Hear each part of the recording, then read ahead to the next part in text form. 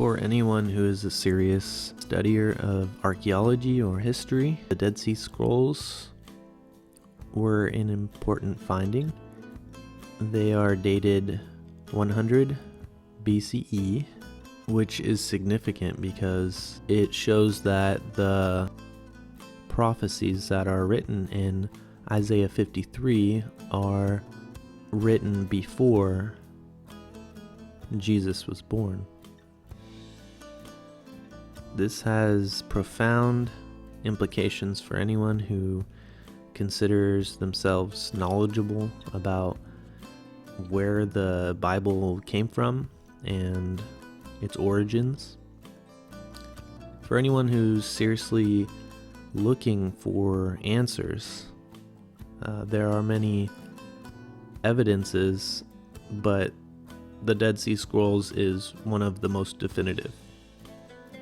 Among some of the evidences, you might reference the charring of the Sodom and Gomorrah site that is written about in Genesis, Mount Sinai, which has unique burnings that could only come from very intense heat at the very top of the mountain, or historical references that come from secular sources like Josephus, the historian who speaks of Jesus coming back from the dead. So I just wanted to read Isaiah 53. So starting in verse 1.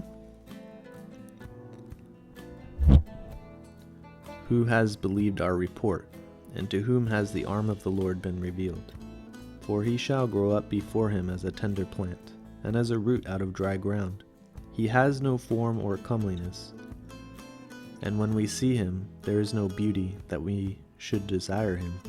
He is despised and rejected by men, a man of sorrows and acquainted with grief. And we hid, as it were, our faces from him. He was despised, and we did not esteem him. Surely he has borne our griefs and carried our sorrows, yet we esteemed him stricken, smitten by God, and afflicted. But he was wounded for our transgressions, he was bruised for our iniquities. The chastisement for our peace was upon him, and by his stripes we are healed. All we, like sheep, have gone astray. We have turned every one to his own way, and the Lord has laid on him the iniquity of us all. He was oppressed, and he was afflicted, yet he opened not his mouth. He was led as a lamb to the slaughter, and as a sheep before its shearers is silent, so he opened not his mouth. He was taken from prison and from judgment, and who will declare his generation? For he was cut off from the land of the living. For the transgressions of my people he was stricken, and they made his grave with the wicked. But with the rich at his death, because he had done no violence, nor was any deceit in his mouth. Yet it pleased the Lord to bruise him. He has put him to grief. When you make his soul an offering for sin, he shall see his seed. He shall prolong his days, and the pleasure of the Lord shall prosper in his hand. He shall see the labor of his soul and be satisfied.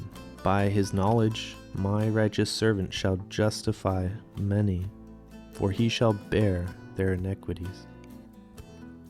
Therefore I will divide him a portion with the great, and he shall divide the spoil with the strong, because he poured out his soul unto death, and he was numbered with the transgressors. And he bore the sin of many, and made intercession for the transgressors. So one specific portion of Isaiah 53 should stand out. It says, the chastisement for our peace was upon him, and by his stripes we are healed. The stripes could only be references for the kind of lashings that Jesus was given. Further on it says, for he was cut off from the land of the living, for the transgressions of my people he was stricken. So this person was to be cut off from living for the transgressions of God's people, the Jews. Jesus would say many times that he came for his own, but his own did not receive him.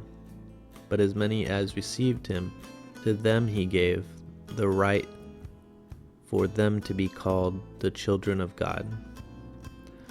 So I hope that this scripture has a special meaning for you. If you're someone who is considering whether or not the Bible is true and whether it has evidence to support those witnesses of Jesus, I would say that a really good place to start would be in Isaiah 53. You can also look in Daniel chapter 7, because Jesus would call himself the Son of Man, and this title is given to the Messiah, the one that was to come. You could also look at Psalms 2 and many others. There are many prophecies that were fulfilled in Jesus, and the odds of him fulfilling only 8 of the very specific prophecies in the Old Testament is 10 to the 17th power. This was done by a professor at Westmont College, and should give you an idea of the probabilities involved in Jesus fulfilling Old Testament scriptures that were written before he came. So I hope you got something out of this. If you thought it was informative or encouraging, please let me know in the comments below, and if you'd like to see more, please subscribe and like the video. Thanks.